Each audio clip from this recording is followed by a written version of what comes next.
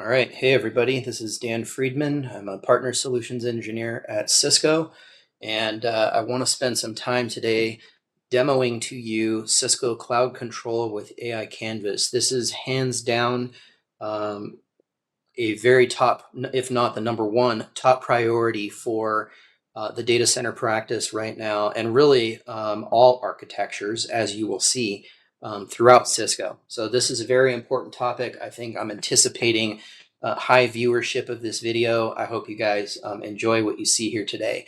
Now, before I get into the product demo, I want to kind of tee this up with a problem statement.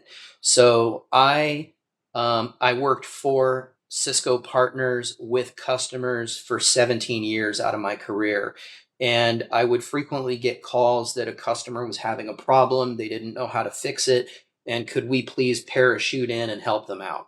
And so I would walk in the door and start asking basic questions. What have you got?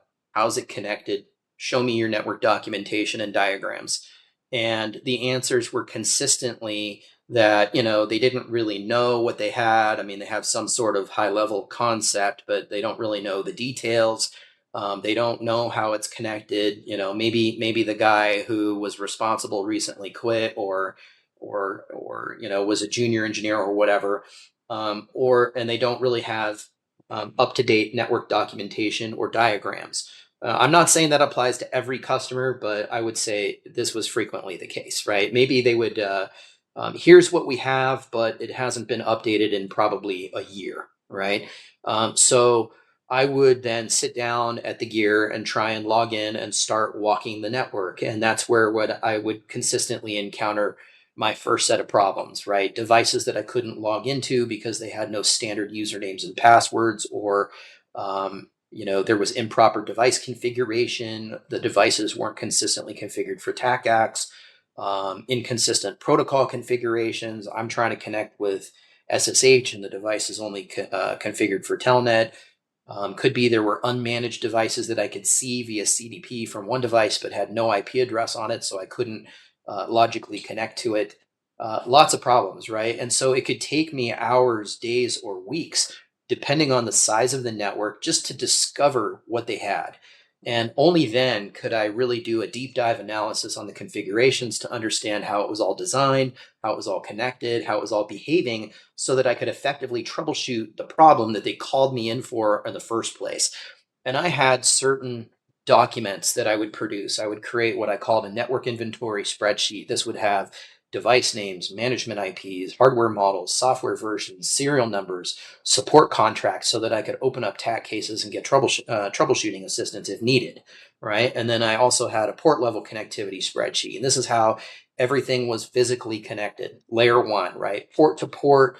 How does this port on this device connect to that port on that device?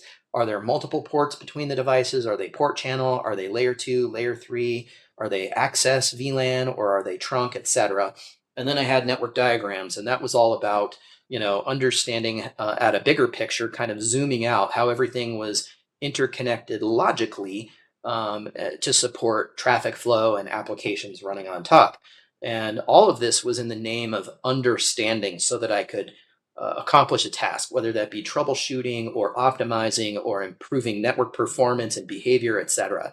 So, listen, I know network engineers everywhere hate doing documentation, but I was always disciplined and committed to doing that because it bailed me out every single time, right? It helped me concretely show the customer and explain to the customer what they had, how it was connected, why it was behaving the way it does, what changes were recommended and why. And so, all of that now, that was just assuming within a single site, right? But now what about internet and remote access connectivity? What about wide area network and business to business connectivity to other locations? What about public facing web services connectivity? What about security and DMZ connectivity? Problems were not always isolated to a single location. So now we're expanding that discovery out to multiple locations with all of the same problems that I already mentioned. So I'm not telling you that cloud control can fix all of the problems that I just mentioned. Um, For example, it can't help you with unmanaged devices, but it does automatically and natively simplify the understanding piece so that you can move forward quickly, right? The network inventory spreadsheet, the port level connectivity, the network diagrams is all built. It's all built into the product. So, um, also, depending on the size of the project that I was working on, I might have been flying solo, or I might have one or more coworkers, sometimes more, sometimes less experienced than myself, to bounce ideas off of. What I didn't have was an AI assistant backed by a model, Cisco's deep network model, which was trained on 40 years of Cisco attack case diagnostics and fixes that could respond to me and the environment I was working in seconds or maybe even minutes. I also didn't have AI agents that I could pass information to so that they could follow up on discovery items I was curious about or go complete tasks for me. And that's absolutely what we're bringing to the table with cloud control. So I think conceptually, the need for something like cloud control has always been there. It's always been intuitively understood by network engineers who do this type of work every day. I personally have been in IT for 26 years. 21 of those years I spent focused in routing and switching, security, data center, and automation. And I absolutely would have killed to have something like cloud control in those days. It would have saved me so much time, so much energy, so much frustration, and manual labor to arrive at the same conclusions. And ultimately, even if cloud control can't like literally solve the problem for me, if it can remove the manual labor and just help me get pointed in the right direction more quickly, right? To help make me more effective on a faster time frame, that's absolutely a massive value add for which there really is no other replacement. Now, I'm almost to the demo piece here, but I do want to say one last thing, and that is, I don't know how many of you out there do what I do. I don't know how many of you out there have been vibe coding, right? I got into this a little bit with Cursor and AI. So if you're familiar with Cursor, it's basically a modern version of VS Code, an integrated development environment to help you write your code, understand your syntax, errors, etc. But now it's all backed by AI models that can that have access to your code base. So not only can they help you plan a new feature or a product that you want to write, but it can use the agents to generate the code, and then once the code exists, the AI has access to your entire code base. So not only is it generating the code, but it understands the code that it wrote. So you can essentially talk to your code base through AI. So if it's been a year since you wrote some feature of your application and you've forgotten the details of how that feature works, you can literally just ask your code through AI. If you have a problem with your code, it's not working, you can ask AI to help you troubleshoot your code, and it'll insert print statements and log files and whatever into your code, right, to help you troubleshoot, and then it'll remove all that stuff and provide the code fix. So in that similar way, Cisco Cloud Control with AI Canvas essentially allows you to do the same thing, but on a much grander scale. Now you can talk to and troubleshoot your entire Cisco estate. Okay, so that is my personal flavor on a tee up for Cisco Cloud Control. Now I want to jump into the product demo. Um, and right before I do that, let me get out of this slide here. I want to very high level present just two slides, okay? And then we're going to go into the product demo. So what I just described, right? Cisco Cloud Control is a new SaaS-based platform. It lives, I think, in AWS. It's accessible at a public URL. It's not hosted on premise, okay? It's a SaaS offering. Now, the idea is that we want to onboard your Cisco estate. So here's all the Cisco products. Right now, these are core products that you can onboard into Cisco Cloud Control. There will be additional products in the future as well as third party. Okay, that's important. Now, over here on the right, we've got platform services. So what does that mean? It means these, and you'll catch on to what this really means in the flesh when we get to the demo here in a minute. But each one of these things that are listed here apply to all of the Cisco products that you see on the left. So you will get a full inventory across Meraki, Intersight, Splunk, etc. Right?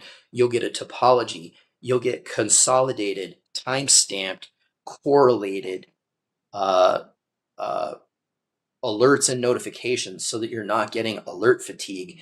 You can handle licensing across all these products. And then identity. What that really means, right, is that each user is going to have their own login to Cisco Cloud Control with their own RBAC style permissions.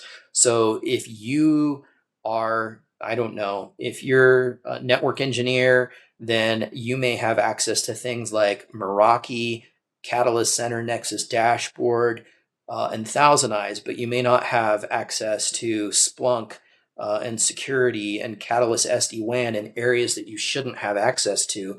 And not only does that not apply, does that apply to the management systems, but also the underlying data. Okay, so basically, RBAC is fully respected throughout the entire platform, regardless of the management interfaces or data that you have access to. Okay, and then all of this is enabled with AI. So I was saying we can leverage the AI functionality of AI Canvas to essentially talk to and troubleshoot and understand the entire Cisco estate.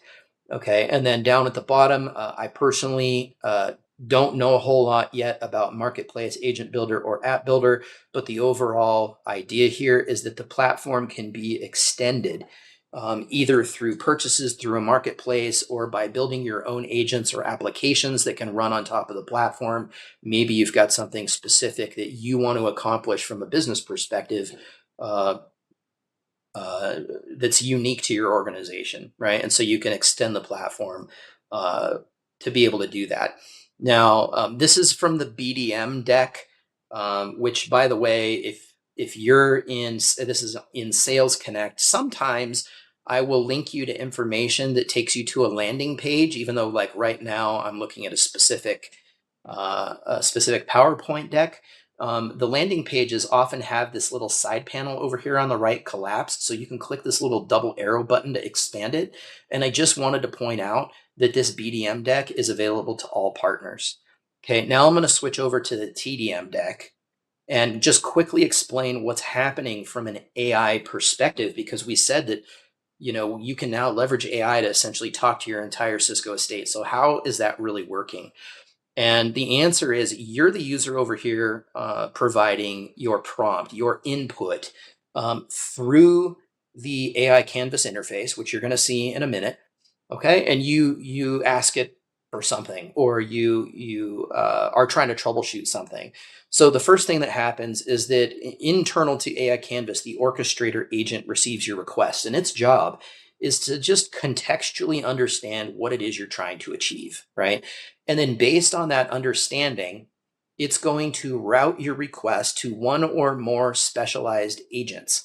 And so these agents, you can think of each one of them as having its own system prompt or set of instructions. So the wireless agent knows, because it's a wireless agent with its own system prompt and instructions, that it should be looking for things that pertain to wireless, like SSIDs and radio signals and I don't know, WPA keys or whatever, right? And a security agent, by contrast, is going to know that it needs to look for things like NAT tables and state tables and security policies and that sort of thing. So, with that contextual understanding, the agent, which is really just a model that has access to external systems, is going to leverage model context protocol, which is a standard way of a model being able to interface with an external system, right? So this wireless agent perhaps goes and then reaches out to the Meraki MCP server and starts pulling in all of the applicable wireless data based on your prompt and your use case and what it is you're trying to achieve. It'll suck all that data back in, and then it's going to basically give all that information to our deep network model, which is going to reason on top of all of that data as it applies to your request, and then it's going to spit back a response to you. And that's what you're going to see. Okay, so just wanted to point out that this is kind of what's going on behind the scenes. This is the back end. You're not going to see the back end, but this is what's really going on behind the scenes. Okay, this is all transparent to the user.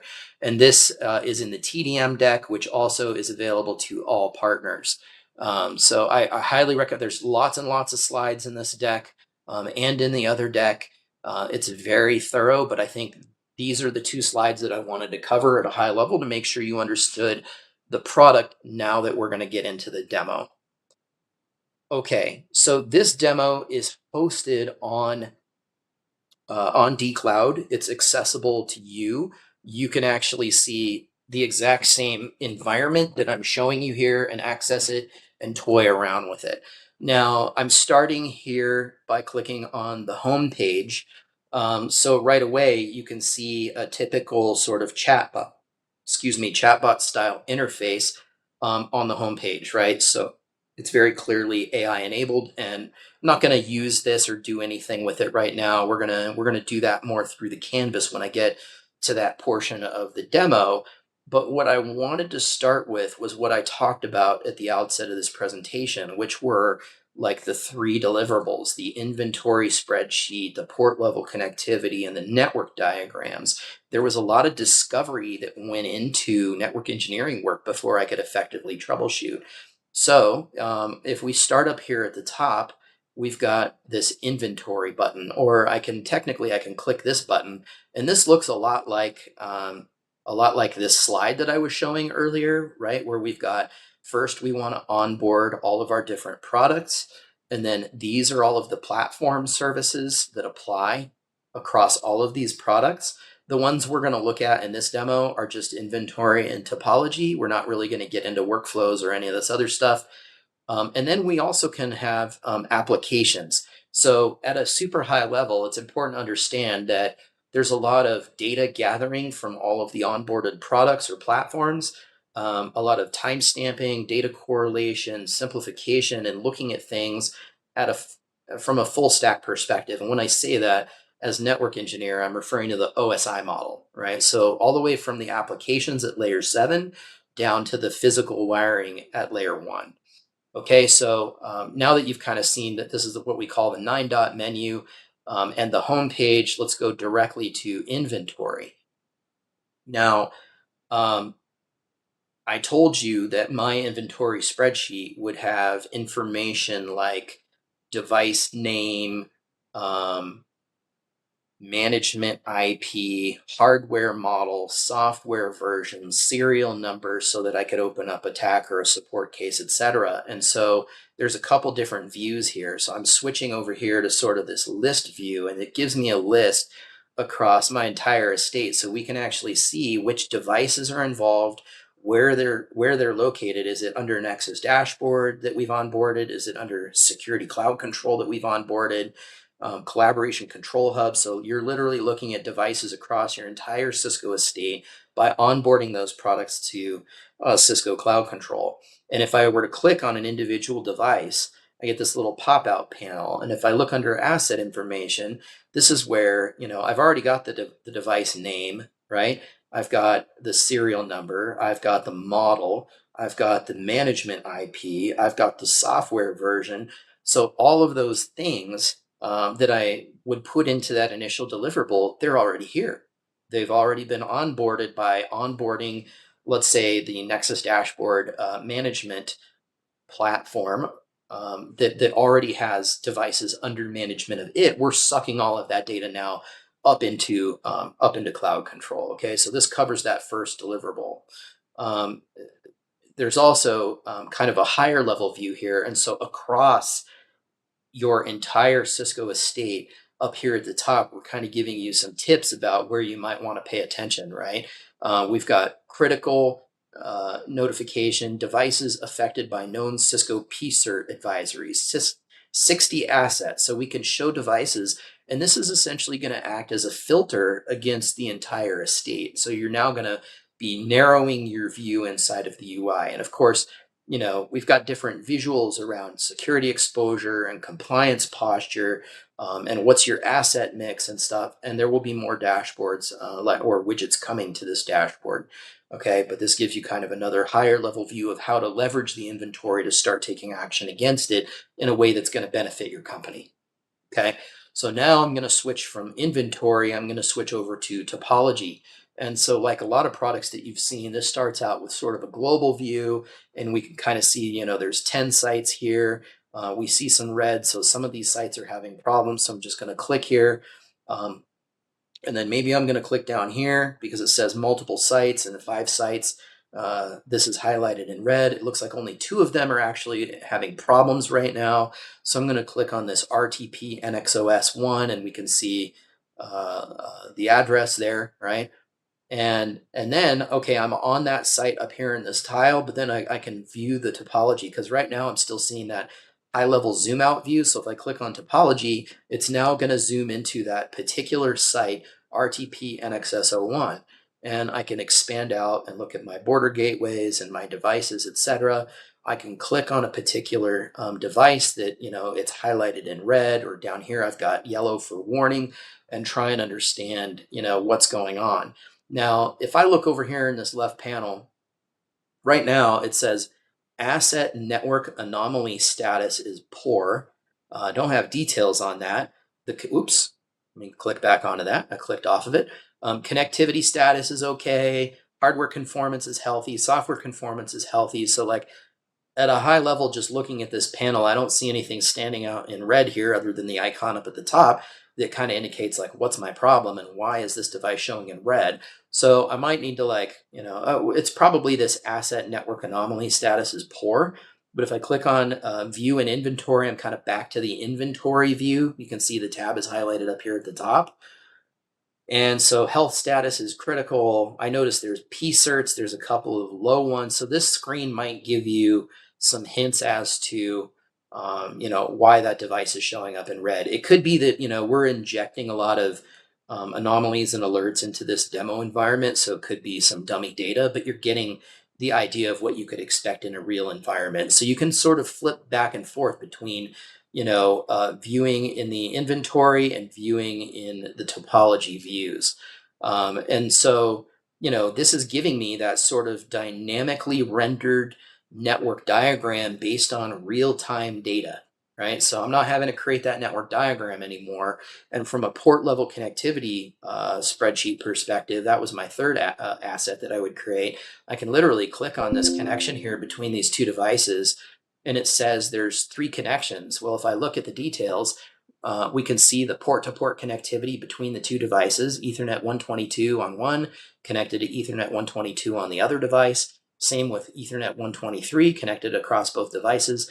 And then there's this port channel. So my interpretation of this is that Ethernet 122 and Ethernet 123 are both members of port channel 512, which are back to back, right? And this could be layer 2, layer 3. We could dig into the details, but all of this port level connectivity. Let's go ahead and click on the port channel just to see what it says. It says link type speed. There's no details here. Could be just because this is a demo environment. I'm not really sure, but we should be able to see whether there's layer 3 IP addresses configured on each side of the port channel, or whether it's a layer 2 trunk and which VLANs it's carrying, etc.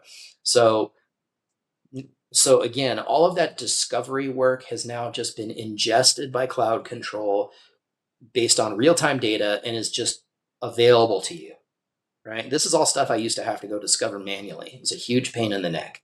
Okay, so that's kind of how I wanted to start out the demo. So besides those initial 3 deliverables that I always had to create manually, what else does Cloud Control bring to the picture? Well, you can see across the top bar here that we've got multiple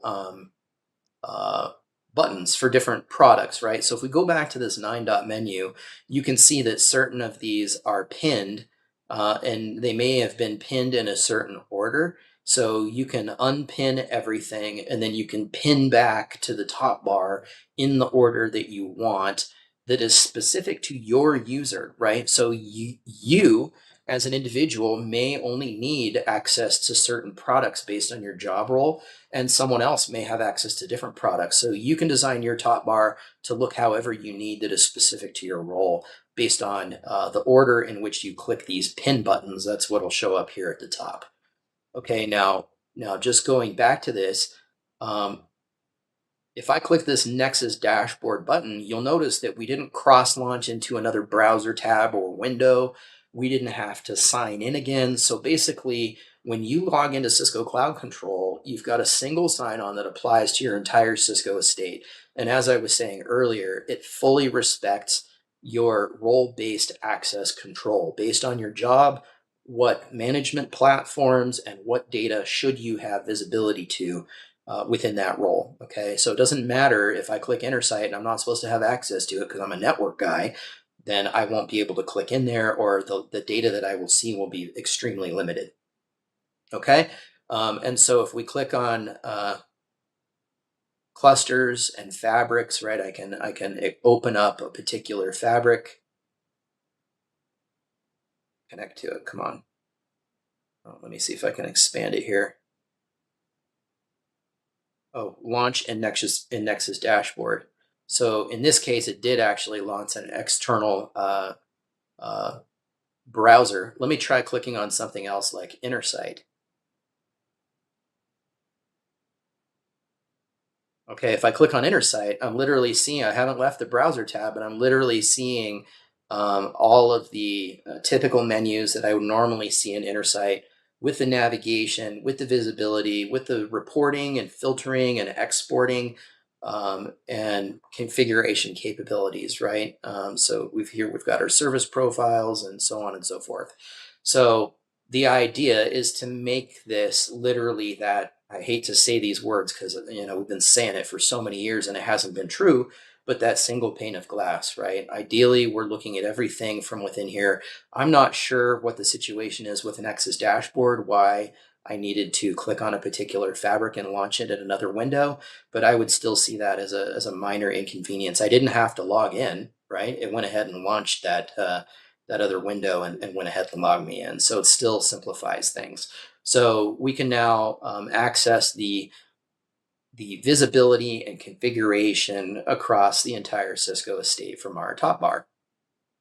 All right, so let's go back to the home screen and now let's spend some time with the AI Canvas piece of this, because I think this is really where the rubber meets the road in terms of what I was saying about being able to leverage AI to talk to your entire Cisco estate. So if we click on Canvas over here, then you can basically create what's called a new canvas. That's this button up here. I'm just going to leverage one that I've already created. This one's data center and compute operations, but here's how I want you to think of a canvas as an entity. When you click this new button, what are you creating? You're essentially creating a digital workspace, or what some of us may date ourselves by using this term, but by creating a digital workspace that affects, it's effectively a digital war room. So a war room is like a conference room where a company might have been having a big outage, right? The typical question that you might get, or the first thing that would come into a help desk, would be something like, why is my application running slowly? And so you would the help desk would gather initial information. What's your IP address, what operating system are you running on, what application are you talking to, what URL are you visiting, what's your job role, what's your permissions, right? And try and pass that information on to maybe the next tier engineer, right? So once that got elevated to a certain place, and depending on the scope and severity of the outage, multiple resources might get pulled into this conference room. You might have an application owner, you might have a network engineer, you might have a security engineer, you might have a storage engineer, whatever, right? Whatever all those components are that are ultimately serving that one application, all these people would get pulled into a room and start discussing why the outage was happening. Each one of those people would be leveraging their own individual tools. leave the room, come back with information. There was a lot of finger pointing and blame going around, and it's very difficult to isolate a problem in that way. And so that's exactly what this quote digital war room canvas is expected to help solve. Um, it's a logical room, not a physical room, but the idea is the same in that there's going to be multiple users participating inside of that room to affect the troubleshooting and resolution of a problem. Okay, so you can create a room and then you can share out that room and its contents with various users across the platform. And again, respecting RBAC and the systems and the data that they have access to. So they may not have access to information coming from Nexus dashboard because they're a security person, but you, as a network engineer, have an interest in providing them certain controlled information that sort of proves your innocence, right? Hey, the problem's not a network problem. Here's the proof. It's a security policy issue. Now you go to work on it, right? That's the whole idea that we're aiming for here. So if I just click on this workspace to sort of save time, um, I'll scroll up just a little bit here to sort of explain what I was doing. So let's kind of start here. Okay. First, I can come down here, and this is just the same chat window interface that you saw on the home screen. It's just kind of in this little side window over here. You can wrong button. You can actually collapse this whole thing into a series of icons. You can expand it again. You can do several things here, right? Could be a floating window that you can drag around like the rest of these objects. You can grab them with this hand and move them around.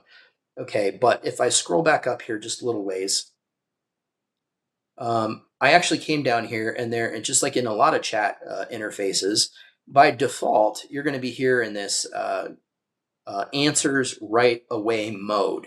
Okay, and you can type in a query like tell me about all my hyperfabric networks. Okay, so natural language queries, you can speak to your assets in English. You can also click the plus button here to add images or files. You may have a knowledge base, so you can actually click on knowledge base. You can build your own knowledge base, upload your own documents, your own run books, your own business processes, your own business assets, right, that are private to your company. And then you can include those assets by, clicking on knowledge base and selecting a knowledge base and selecting an asset that's now going to add that almost like a file or an image attachment to your prompt and submit it along with the human prompt. And then there's also built-in prompts, right? So I had really just come up here to health and availability, and I clicked on there was an item in here that talked about this right here, list all hyper fabrics in my hyperfabric organization. So this actually wasn't here, and this is the demo that I personally saw. But anyway, I'm not sure why these options are changing in this menu right now, other than this is a demo environment and we're trying to provide multiple different experiences. Okay, so I selected list all fabrics in my hyperfabric organization, and AI basically went to my inventory and provided me a list of those along with their fabric IDs. And then it also happens to have dynamically spit out this dashboard over here on the right, called Hyperfabric Organization Health Overview. And sometimes, like this table, for instance, you might see in the chat session over here a plus symbol next to this table. And so if I click the plus symbol, it'll extract the table from the chat session and it'll stick it over here in this canvas area, which is this digital shareable workspace. Okay. But some things automatically pop into this workspace as AI is working on the problem that you've given it. It shows up here. And this is not a static JPEG image. This is actually an interactive widget. Now, in the Catalyst Meraki demo that I saw, these items were clickable. Right now, for whatever reason, I don't understand why, because I didn't create the demo environment. This particular object right here is not clickable, but I saw it. It says BGP peers not not established, and there's three of them.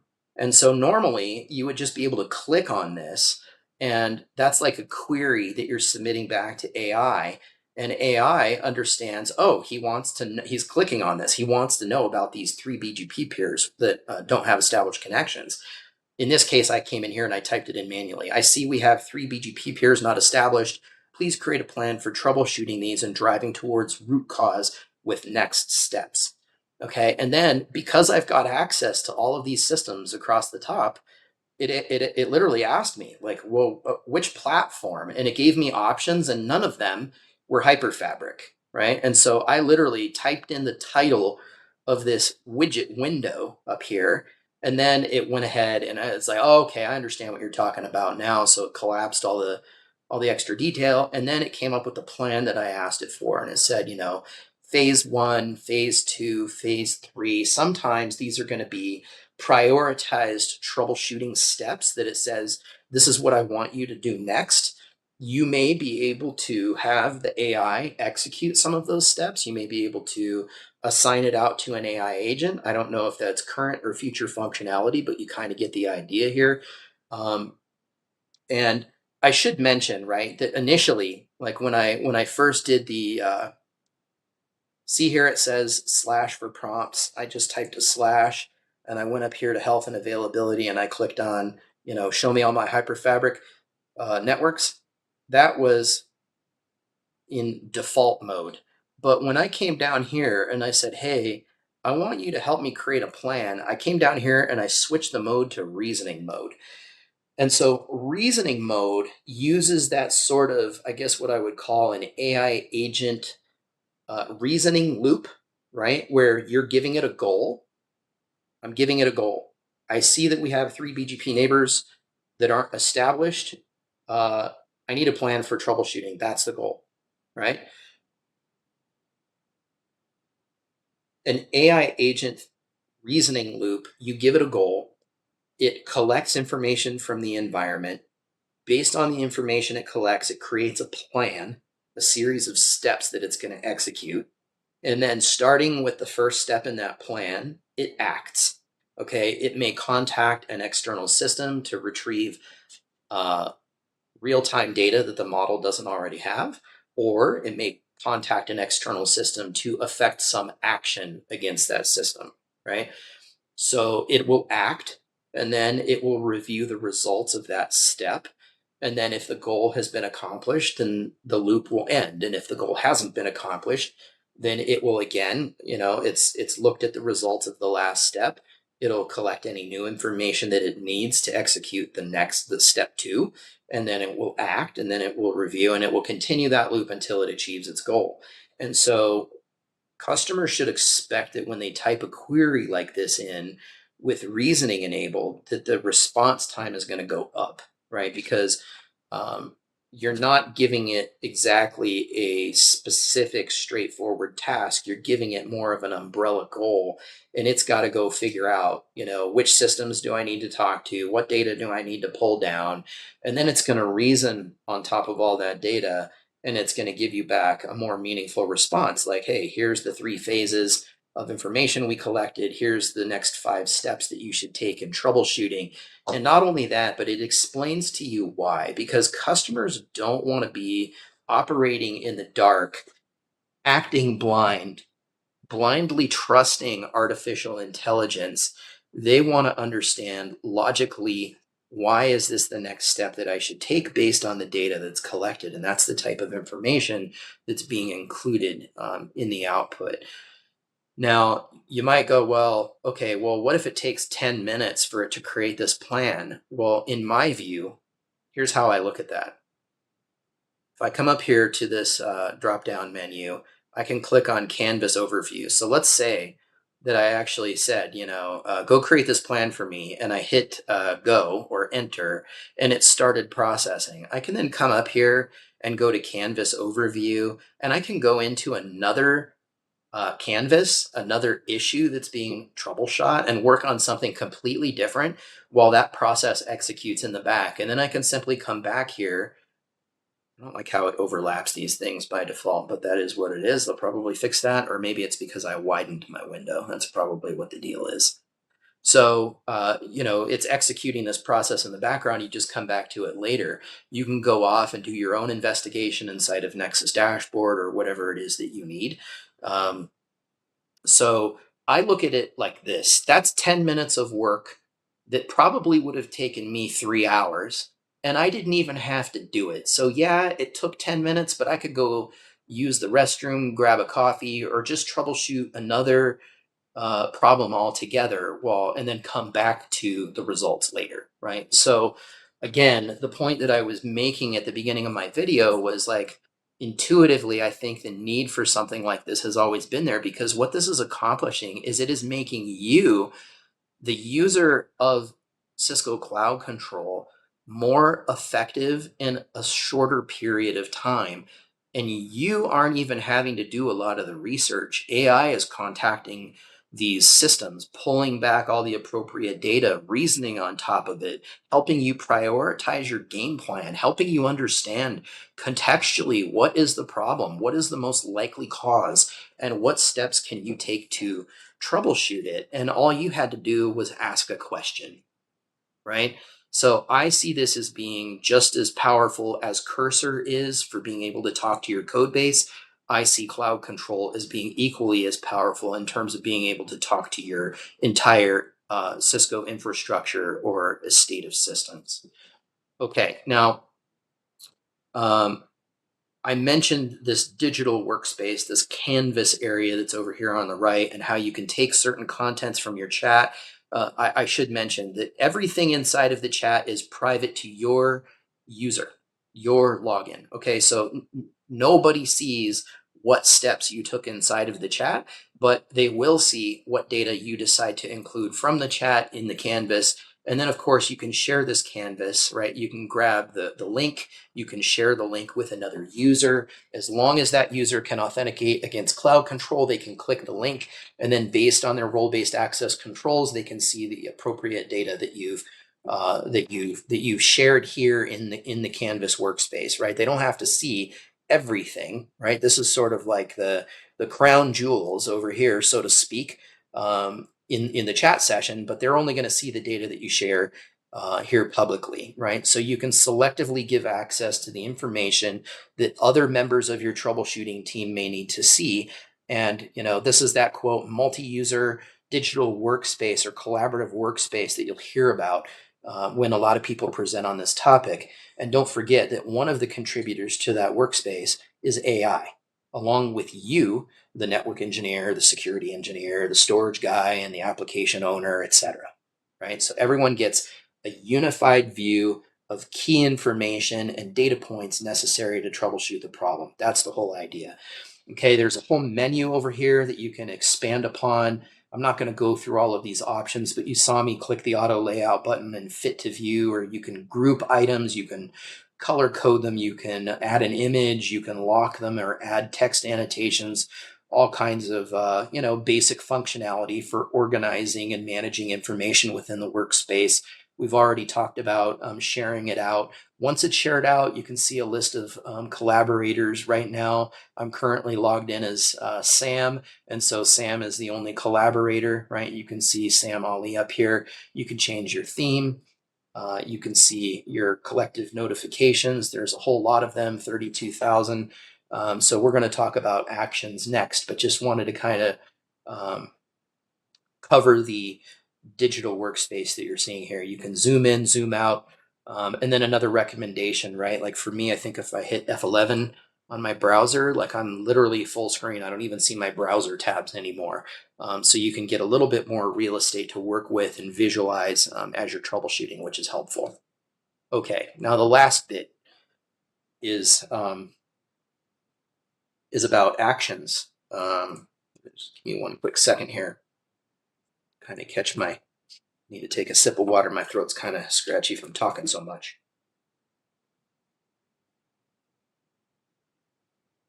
Okay. So actions, since we've clicked that button up here, actions really start with an issue that was reported somewhere. And so you can kind of see these are all the issues listed down the left side, and you can sort them by severity, right? When you pick an issue or you click on an issue, I think somewhere in here is the ability, I can't remember where it is, there's an ability to assign that issue to someone. So over here, you can sort by who that issue is assigned to. You can pick a time range or a severity or whatever. And anyway, you get this issue, and then you can click on that particular issue. And you can see there's different statuses, right? Open issues, resolved issues, or issues that were reviewed by an engineer and determined to be um, maybe non-issues, right? Maybe false positive or something like that that you wind up dismissing. So these are the different categories that you can see and different ways that you can filter. And then once you click on an issue, automatically the AI assistant is invoked against that issue to kind of do a basic analysis and provide some recommendations. And then you can chat about this issue. You might ask for more specific information, and then once you've gotten to a certain point, you might maybe you're troubleshooting it on your own, and that's appropriate, or maybe it's a larger issue where you need to bring in other people to help troubleshoot. So kind of that war room type scenario that I was talking about earlier. In that case, you can come up here and you can click on collaborate in Canvas, and essentially what that does is it creates one of these. It's the same thing as clicking new, but it will automatically take the content from that particular issue and import it into a new canvas. And I think it'll have it in the chat, and then it'll allow you to share out the specific information that you want. And you can continue the chat inside of that collaborative workspace, and then move data into the canvas that you might want to share with collaborators. So yeah, I think hopefully this was a good product demo, a good introduction. Um, Hopefully you see the main points of navigation as being the 9-dot menu, where you can customize the top bar giving you integrated single sign-on RBAC adherence to all of your Cisco estate and all of your management platforms. Your inventory, your port level connectivity, and your topology or design, your canvas, right, where you can create a digital collaborative workspace backed by AI and Cisco's deep network model, which was trained on 40 years of Cisco TAC cases and troubleshooting and solutions. So it creates a very effective way of quickly troubleshooting problems and making all of the members of your team more effective. We talked about actions and being able to like immediately drill down into actions, take action, continue leveraging AI to troubleshoot, bringing that information into the collaborative canvas and adding other coworkers for assistance. These are the main functionalities of cloud control. So hopefully, hopefully that was a good introduction. I hope you enjoyed the demo. I appreciate you taking the time to watch. And if you have any questions, don't hesitate to reach out. Thanks.